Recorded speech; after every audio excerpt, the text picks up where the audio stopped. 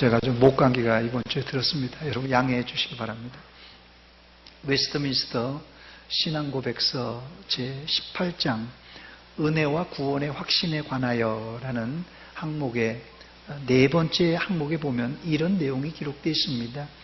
참 신자들이라도, 참 신자입니다. 거짓 신자가 아니라 참 신자들이라도 자기들의 구원의 확신을 보존하는 일에 태만하거나 양심을 상해하여 양심의 가책이 되는 일을 계속하여 혹은 성령을 슬프게 하는 어떤 특별한 죄에 빠지는 것, 그 다음에요, 그 다음 글쎄요, 어떤 돌연 혹은 격렬한 시험, 하나님이 그들의 얼굴빛을 거두어 그를 경외하는 사람이라도 흑암 중에 걸으며 빛을 가지지 못하게 방임하여 두는 것에 등에 의하여서 그들의 구원의 확신이 여러 방면으로 흔들리고, 구원이 아니라요, 구원의 확신입니다.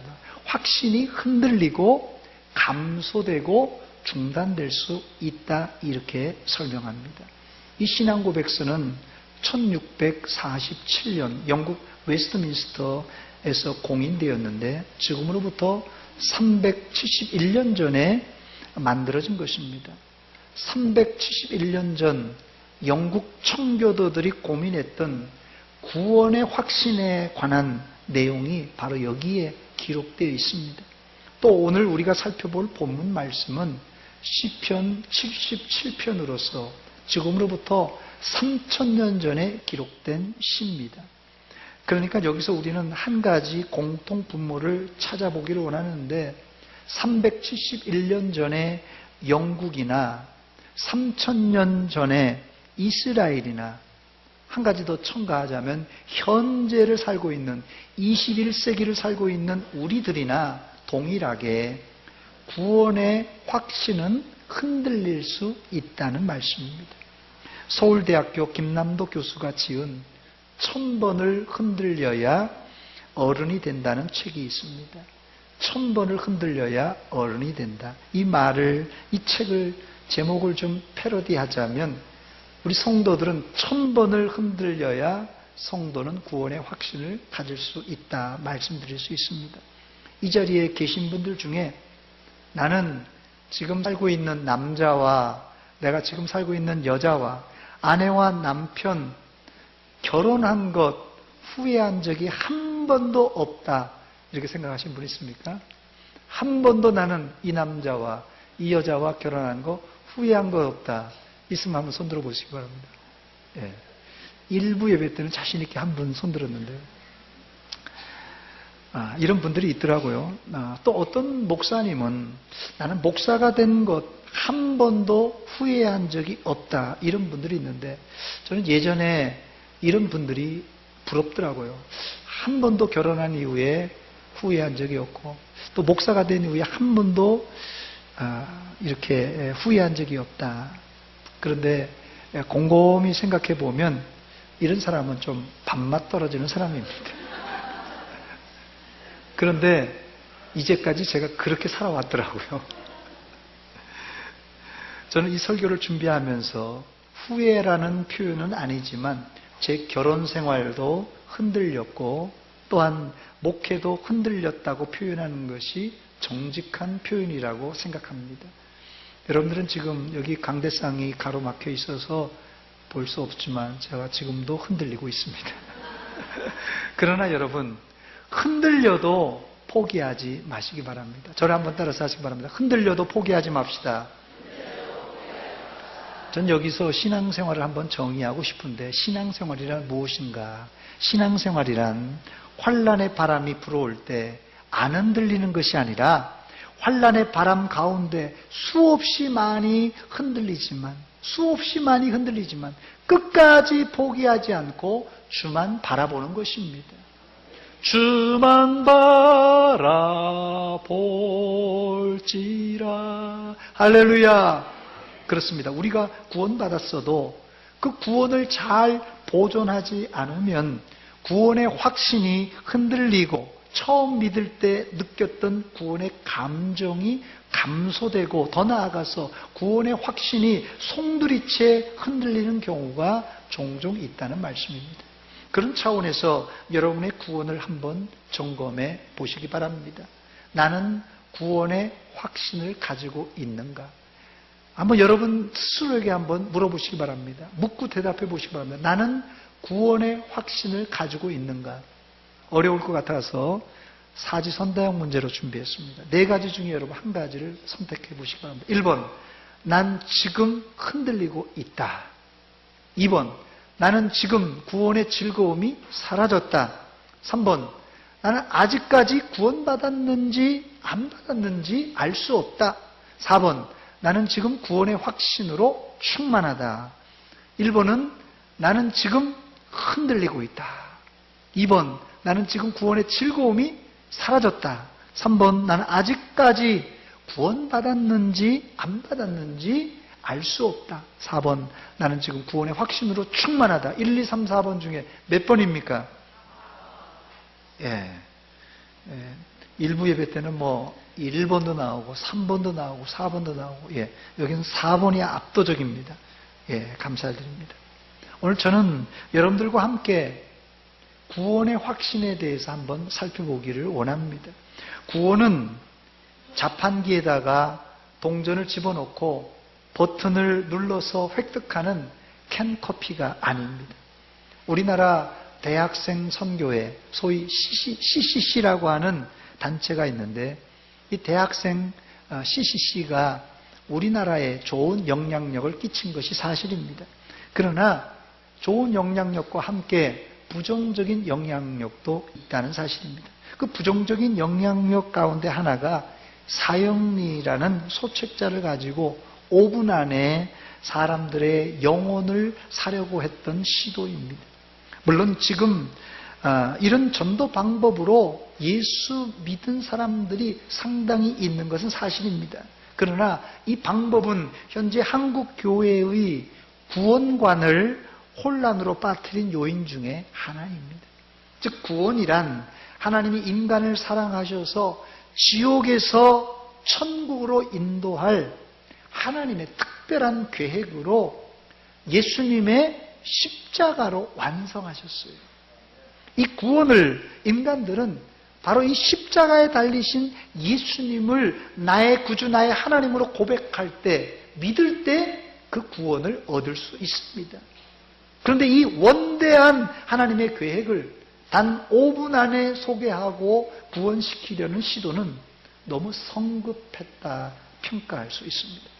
구원론에서 우리가 기억해야 할 중요한 교리는 구원은 우리 전 인생이 필요하다는 거예요. 전 과정이 구원의 과정입니다. 일례로 구원론의 중요한 교리 중에 하나가 이미와 아직이라는 교리예요.